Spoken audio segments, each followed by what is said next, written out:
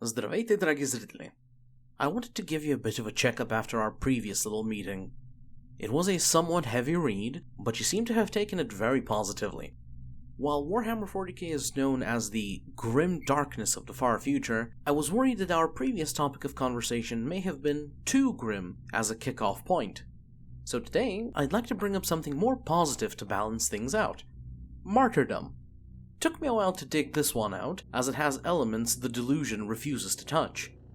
No, I'm not pulling your leg. When you think about it and how it interacts with the concepts of death and rebirth, martyrdom is only ever performed by the quote-unquote good factions. Only those that still retain some of their humanity could maybe appreciate it across the factions of chaos. The Dark Eldar scoff at it as foolishness, and the very concept likely does not even exist in the minds of the orcs. It may be for their own individual reasons, but in reality the likes of the Imperium, the Eldar, and the Tau are the only ones who appreciate martyrs. And because of said appreciation, they put in a lot of work into keeping said martyrs available and on hand. Most of the factions have some kind of nuh-uh button after death, but given their inspirational ability, such means are best employed on individuals that have made the ultimate sacrifice. Hence, another note feeding into how the less savory powers of the 40k universe do not really partake in martyrdom. From the previously mentioned examples, the Tau are, ironically enough, given their technological advancement, the ones that lack a proper way of bringing back a martyr the most. Holograms and propaganda have been their preferred method of retaining the influence of such valiant souls. Significantly more adept at this matter come the Eldar, as to them basically any of their rank that perish can be considered a martyr for their race.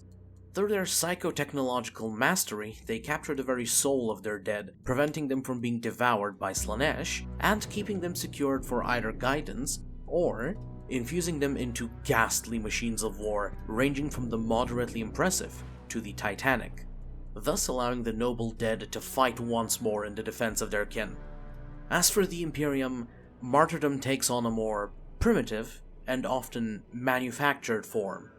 It is true that a rare chosen few that give their life in loyal service to the Emperor can have his power raise them back from doom into living sainthood as beings of unfathomable power. However, quite a few are people encased or simply merged into devastating machinery, expending their last moments of suffering for atonement or voluntary sacrifice. Of course, with the recent developments stemming from one particular Magos of the Adeptus Mechanicus, a more rejuvenating means for the honored fallen to return to the field has become available to the ranks of the Emperor's Angels of Death. And while they may be super, their resilience and will are still human, resplendently radiating the indomitability that has allowed the species to continue its survival within the darkest depths of the future.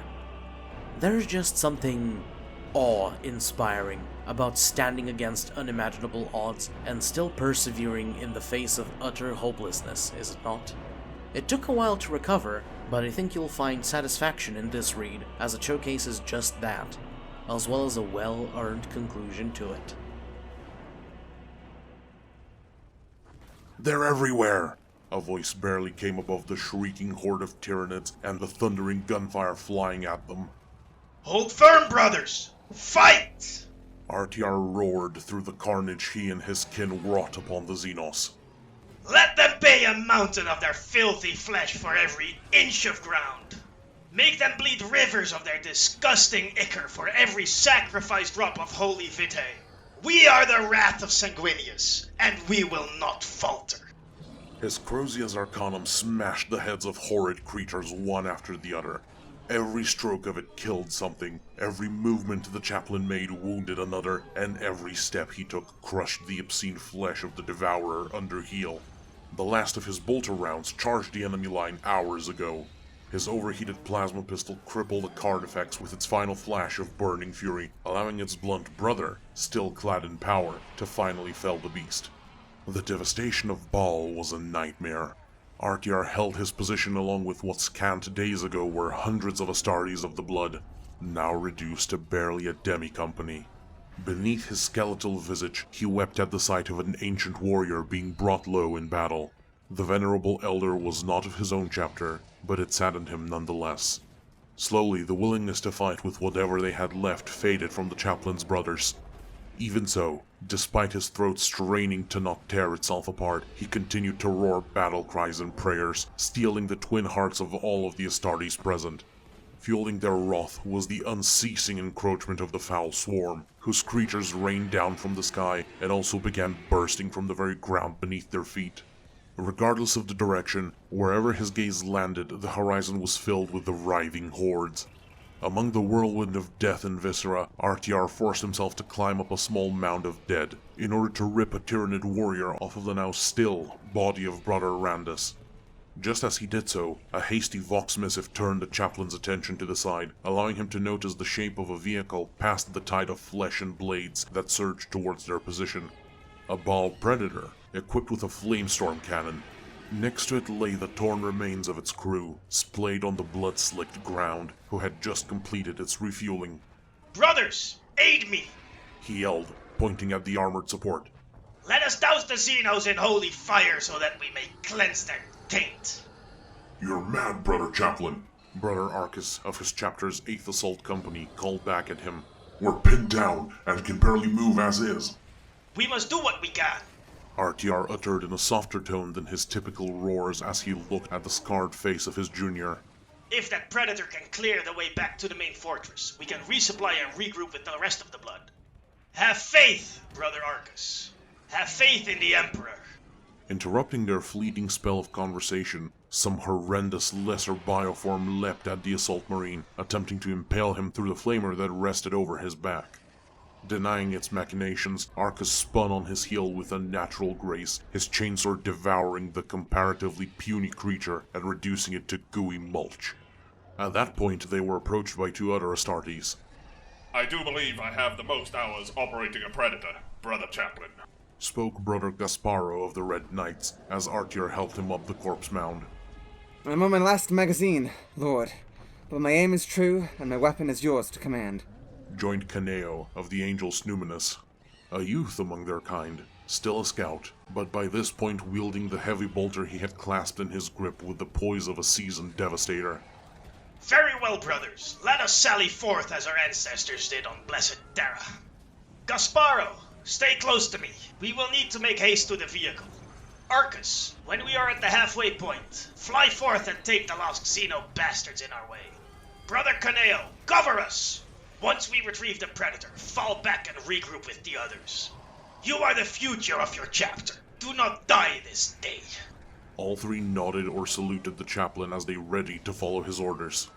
Prepared in mere heartbeats, RTR and Gasparo thundered into a sprint with every ounce of speed their superhuman bodies could muster. From their six raged the mighty roar of bolter fire, as Caneo brought forth a deadly hail on any Tyranids that tried to approach them, ensuring that what few got too close were not beyond the pair's ability to batter away. At the instant they covered half of the distance to their target, Arcus flew overhead, cleansing the remaining path with ignited promethium. By the time he landed atop the Predator, his flamer and jump pack were spent, so he discarded them in favor of his blade, which in turn cleaved through the final few stragglers clamoring up to consume him. Now united, the three quickly entered the machine, getting its controls to buzz back to life and turning it on the spot. The assault marine remained atop the turret, keeping the despicable wretches from coming too close to their main weapon, which his brothers roused to war. Surging through to where the remaining Astartes fought, the venerable flamestorm cannon incinerated a gouge in the tide that was about to crash over them, clearing a path to the closest fortress. Using this lifeline that the Predator bought them, its remaining battle brothers broke into a desperate charge towards the hardpoint, their rear covered by their mechanized support. In the last 300 meters, however, while the infantry had made it in the fortress's covering blanket of ordnance, the tank was rammed and thrown onto the ground by a rampaging Carnifex, the impact of which caused the creature to be thrown back a similar distance to the vehicle. Arcus landed ugly, and his leg was twisted unnaturally. Almost immediately after him, Gasparo broke out without having suffered any obvious injury. This must have been a blessing from the Angel, as he had to hastily draw his bolt pistol and compact knife in order to fend off the torrent of lesser Tyranids that began to swarm them. The behemoth that had debilitated their transport, however, began to stand up. Clearly, it was dead set on killing the predator, since it moved to charge it once again, after shaking off the impact of the initial collision. RTR was stunned for a second as he crawled out of the damaged cupola. When he regained his faculties, he realized that before him lay the body of a sergeant from the Blood Angels themselves, ruined beyond recognition. What he did recognize without a shadow of a doubt, however, was salvation for his blood, in the form of a primed but not activated melt-a-bomb, clutched in this fallen hero's hand. Brother Gasparo, take Arcus and reach safety. I will cover your retreat. And how do you plan to do that, Brother Chaplain? The Red Knight questioned as he loomed over the maimed sanguinary crusader, drenching them both in the crimson of the assailing vermin. Have you conjured another plasma pistol to overheat? No, I have something better. The Elder Crusader retorted as he lifted the melt-a-bomb. Gasparo paused for a second, then nodded. Creating a heartbeat of serenity among the slaughter he wrought, he would lift Arcus over his shoulder and run with all his might towards the fortress. Despite its initial focus on the vehicle, the Carnifex was able to perceive their escape as it climbed over the toppled transport, turning its attention towards the retreating Astartes and roaring after them. Before it could change the trajectory of its run, the side of its face exploded with pain as Artyar threw his Crozius straight into its eye. Once more facing forward, the abomination bellowed its rage and fury at the chaplain. That would be its final mistake. In the middle of its roar, Artyar threw the cooked bomb right into its gaping maw. In a violent instant, the fiendish alien perished when the explosive detonated. Misfortune would still strike back at Sanguinius' son as the explosion extended far enough to reach the damaged and battered tank that lay underneath it. Fuel canisters that had been strewn within its interior ruptured into a majestic fireball from the melt-a-bomb stutch, which consumed Artyar. All of his limbs, save a leg, were claimed by the Inferno, which then spat his now contorted mess of a body off to the side. Having apparently taken its presumed due, the fire ordained to bless the Sanguinary Crusader by searing all of his wounds shut. Supplemented by whatever system still functioned in his helmet, Artyar's brain supplied him with an internal diagnostic as he struggled to turn his torso over so that he was laying on his chest. Almost all of his limbs, a lung, and his ears was the price the chaplain had paid for this small victory. He could also feel pieces of shrapnel hungrily, but cautiously, drawing closer towards both of his hearts. A lesser man, even a space marine, would have likely succumbed to the anguish and screams of pain such injuries would impose on them. But Artyar was no mere man. He was of the blood. His duty was to protect and guide his father's legacy. And as he looked upon the closing gates of the distant fortress, catching shadowy glimpses of the brothers he had saved, a single thought banished the tinge of red blackness, as well as any notion of pain, from his mind. My duty is not yet ended.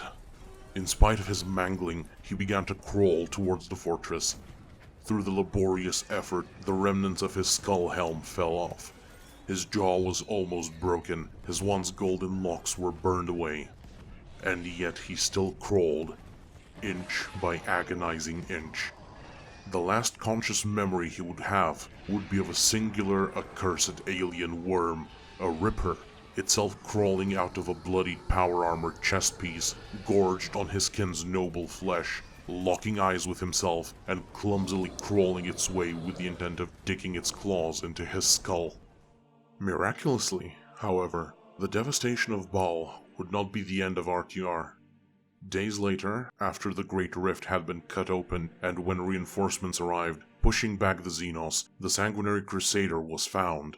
Arcus and Caneo unburied his shattered form from the soil of enemy dead that had swept over him, laying on the edge of death, unconscious, but breathing, a swollen dead Ripper with its head crushed in the chaplain's jaws. His once angelic features were ruined, segments of his armor melted together and into his remaining flesh, disabling his ability to move even further in addition to his missing limbs. But he lived. And even more impressively, he had crawled nearly 200 meters before passing out. A hero's procession brought him into the nearby fortress. He was taken in by the Apothecarion, where countless labors were performed to preserve his soul's flame. When he returned to the realm of the living, those that had fought by his side expected to see him quaking the earth, clad in the panoply of a dreadnought. That future, however, would not contain RTR's strength of will, as he rejected it and instead strode back amongst his peers as one of the first of the blood to cross the Rubicon Primaris. Its arcane blessings reforged his body, regrowing his limbs and cleansing his form of all imperfections, save a scar bestowed upon him by a mountain fall during his trials as an aspirant, an eternal memory of the duty he chose to give himself unto, his dedication to which saw his chapter's first blade place upon him the honorable doom to be the new Reclusiarch of the Sanguinary Crusaders. In RTR's mind, all other chaplains who still drew breath were more worthy of the office than he was, but he was only allowed to refuse the relics of the station in favor of retaining his Crozius so that they could remain in their ancestral fortress monastery's safekeeping. Despite its rejuvenating properties, crossing the Rubicon did not return him exactly the same as he was before, his complexion and hair being notably paler than his former visage. By virtue of this change and the resurrection from the inferno he was originally lost in, his brothers also named him Ashborn.